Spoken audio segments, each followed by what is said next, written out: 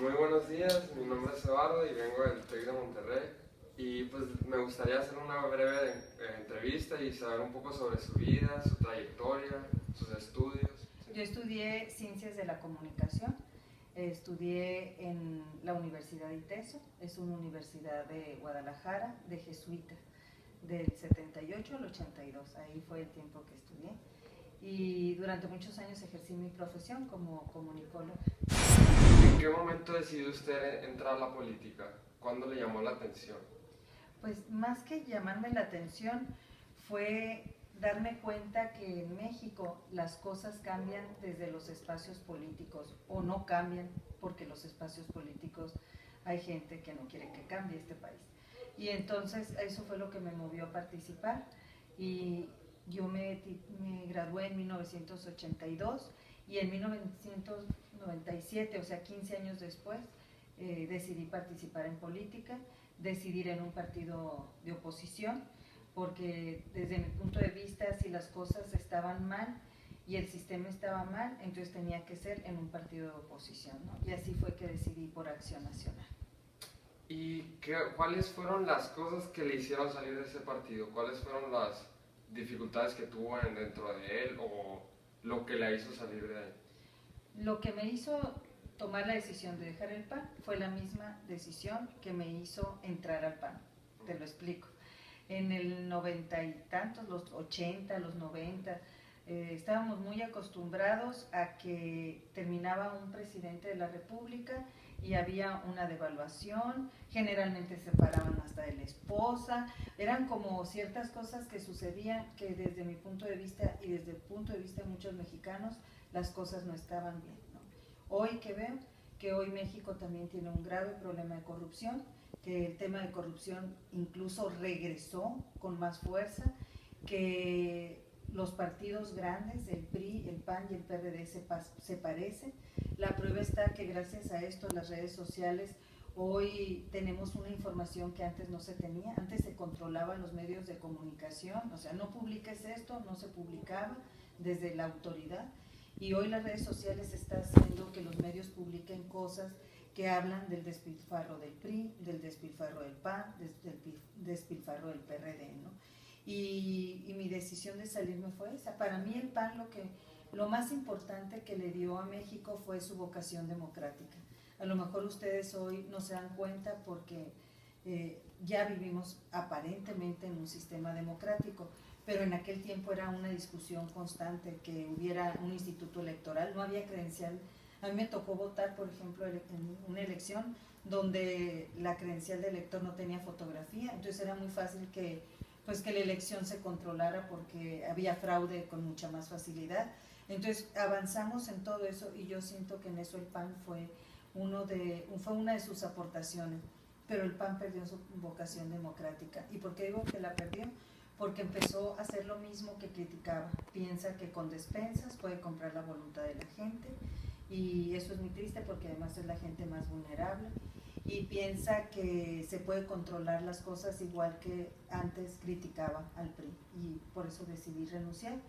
Y hoy no milito en ningún partido, eso también lo quiero aclarar.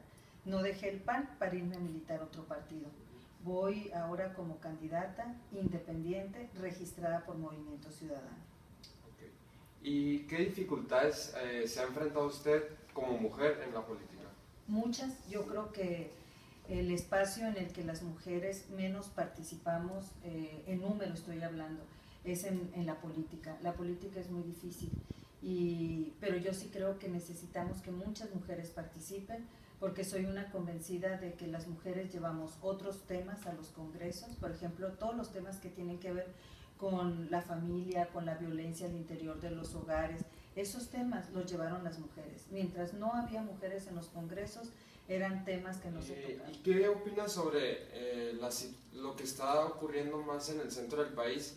Que es que gente no preparada, que está en los medios de comunicación, o pues que sale, que personalidades pues, están entrando a la política, como el caso de Cuauhtémoc Blanco, gente como que no está preparada pues. Lo que está sucediendo en la política es que se hicieron más cortas las campañas, y en las campañas cortas pues necesitas gente que sean conocidos, ¿no? y eso es lo que está abriendo la puerta a personas que son conocidos y tienen otro tipo de preparación. Yo lo que creo es que el esquema democrático que está imperando no le está apostando a la consolidación de la democracia, sino a un retroceso y a un regreso. Incluso hablar de 10 partidos políticos es una locura, ¿no? Yo creo que México debería de tener 3 partidos políticos, porque además, bueno, 3, 4, los que tenga, pero 10 realmente son muchos partidos. La gente al final termina viendo a los más grandes, los que tienen más dinero, y entonces te da la impresión de que los partidos, como duran el tiempo, les dan dinero mientras comprueben que tienen el 3%, pues ya tienen una cantidad de dinero y luego desaparecen, pero pues ya se quedan con un dinero, ¿no? La verdad que la democracia en México, desde mi punto de vista, está ahorita en un momento en el que tenemos que defenderla. Al tomar una decisión, es difícil mantener su postura. Por ejemplo, me refiero a si esta va a ayudarle a usted como persona, pero es malo, o sea, se considera malo, o no la va a ayudar, pero es bueno para la sociedad.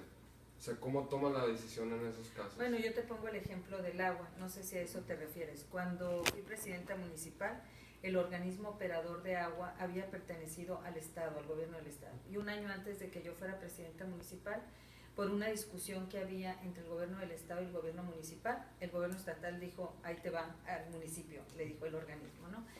Y entonces, cuando yo entré a la presidencia municipal, pues teníamos un organismo que no conocíamos y a los meses me dijeron, no hay agua en Hermosillo. Pero hay maneras de ocultarlo, también me dijeron, hay maneras de que la gente de cierto nivel no se dé cuenta y a otra gente pues la podemos distraer diciendo que se descomponen tubos y una serie de cosas. Yo tuve 2, 3 días sinceramente sin dormir pensando qué voy a hacer, hasta que me dije a mí misma, yo llegué aquí por el voto de los hermosillenses y hoy tengo que tomar decisiones que sean decisiones de gobierno. Y tomé una decisión muy difícil que generó burlas después, me dicen Lola Tandeos por eso, ¿verdad? Y racionamos el agua. Yo a la distancia veo que tomamos una medida fuerte pero necesaria para la ciudad. Vivimos en una zona desértica, teníamos desde el 90 con una sequía enorme, la presa Abelardo L. Rodríguez estaba completamente seca y no teníamos conciencia para cuidar el agua. Entonces, ¿qué logramos con esa medida? Primero, generar una nueva cultura del agua, hay que cuidar el agua. 2, no había dónde almacenar el agua. Las casas no tenían, se hacían desarrollos de vivienda y a los empresarios de esas viviendas que iban a vender no se les exigía que tuvieran tinacos. Hoy las reglas cambiaron y cualquier fraccionamiento tiene que entregar sus casas con tinaco, por lo menos. Luego logramos construir una nueva fuente de abasto para la ciudad, gracias a los agricultores de la costa de Hermosillo que le vendieron agua a la ciudad. Hermosillo logró la obra de los bagotes, que aún hoy representa el 25% del agua de la ciudad. Esa fue una decisión difícil, pero cuando un gobernante llega ahí y lo que está cuidando es la siguiente elección, bueno, si hoy soy presidente municipal, después quiero hacer esto, pues muchas veces no toman las decisiones que requiere la ciudad. Yo veo que Hermosillo hoy requiere un gobernante, no es que esté haciendo campaña, pero requiere un gobernante que tome decisiones, o sea, alguien que llegue y diga, estas son las decisiones que requiere la ciudad, y al final del día la gente lo entiende. Hoy, si estoy en esta campaña, es porque tengo la conciencia tranquila, puedo ver a la gente, los ojos directamente, y la gente me recibe muy bien, y hay muchas personas que me dicen, ya entendemos lo del tandeo, ¿no? Y por si las dudas, hicimos un video que se llama Lola Tandeos, ahí lo pueden ver en internet. Entonces ahí viene toda la explicación del tema del agua, ¿no? Ahora pasando un poco a lo que está pasando actualmente en el mundo, primero a nivel local, pues ¿usted cómo califica el gobierno de Guillermo Padres, del gobernador Guillermo Padres? Yo creo que desilusionó a mucha gente, porque el PAN era el partido que defendía, como insisto, la democracia, la honestidad y la transparencia, y yo siento que defraudó a mucha gente. Una de mis razones para dejar el PAN fue eso precisamente, ¿no? Y yo creo que se esperaba mucho más, y A mí me duele cuando yo escucho gente que dice, bueno, pues es que todos hacen lo mismo. No, pues yo no sé si todos hacen lo mismo. Es más, yo no me atrevería a juzgar, también quiero aclararlo. Yo solamente digo lo que la gente habla, o sea, no se cumplió con la expectativa que se tenía. Esa es la sensación de muchos y también es mi sensación. Ok, ahora pasando al ámbito nacional, ¿cómo considera que está la libertad de expresión en México? Pues la libertad de expresión se la debemos dar gracias a que hay redes sociales, porque aquí en este país si hay un retroceso en los temas democráticos, pues también hay un retroceso en el tema de la libertad de expresión. A mí me preocupa que hay medios de comunicación que solo publican cuando se les paga dinero, o sea, ya dejaron de cubrir noticias, ¿no? Y solamente cubren aquello que se les paga, o sea, antes había una diferencia entre la línea editorial de los medios y la línea comercial. Hoy se han cruzado esas. Sin embargo, creo que hay medios buenos y hay medios respetables y hay reglas diferentes, pero sobre todo están las redes sociales. Y a mí me llama mucho la atención porque muchas notas salen primero por las redes sociales y entonces los medios tienen que cubrir esas notas, no pueden quedarse atrás. Eso ha sido maravilloso. Hubo un intento de regular desde el Senado el internet y las redes sociales y afortunadamente eso no prosperó y yo creo que son de esas cosas que no debemos permitir. Debemos tener esa libertad para decir, hablar y pensar lo que uno desee, con respeto a terceros, evidentemente. Sí, claro. Y por último, ¿qué beneficios brindará el que Cuba y Estados Unidos hayan renovado sus relaciones? Pues mira, yo creo que eso es algo muy bueno para América Latina en general, ¿no? Para América como continente en general y para América Latina en particular también, yo lo diría. Porque finalmente somos países hermanos, ¿no? Y es lamentable lo que sucedió durante tantos años entre Cuba y Estados Unidos porque afectó las relaciones con otros países, ¿no? México de alguna manera fue un país que estuvo cercano, tengo entendido por lo que he leído, digo, no he estado metida en los temas de relaciones exteriores, pero por lo que uno sabe, pues México logró tener una buena relación con Estados Unidos y con Cuba. Solo aquel tema terrible del presidente Fox, en donde comes y te vas, ¿verdad? Donde además al presidente Fox no lo chamaqueó, ¿cómo se llama? Fidel Castro, ¿verdad? Porque, ¿y cómo dices tú? A ver, dime, ¿me voy? O sea, yo creo que es muy bueno lo que pasó y yo creo que a nivel mundial la gente lo ha celebrado. Yo vi ahí lo que pasaron los medios de la reunión de Raúl Castro con el presidente Obama y se ve sinceridad de parte de ellos dos, ¿no?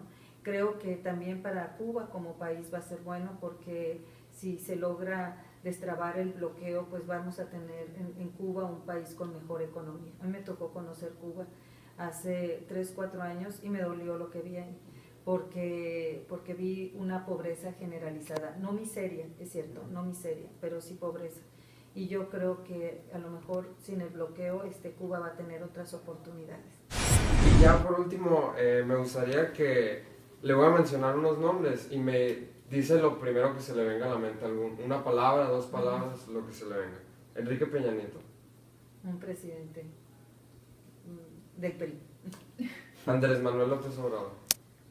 Pues un líder empecinado, yo diría, perseverante. Manlio Fabio Beltrones. Un político sonorense reconocido, por propios y extraños, yo diría. Javier Gonda. El candidato del PAN. Claudia Pavlovich. Candidata del PRI. Damián Cepeda. El candidato del PAN, no es así, yo. Juan Valencia. Pues es el presidente del PAN, o sea, no quisiera calificar a nadie, pues así. No, está bien. Muchas gracias entonces. Las opiniones personales me las no, pues merecen todo mi respeto todos ellos, ¿no? Muchas gracias. No, pues muchas gracias.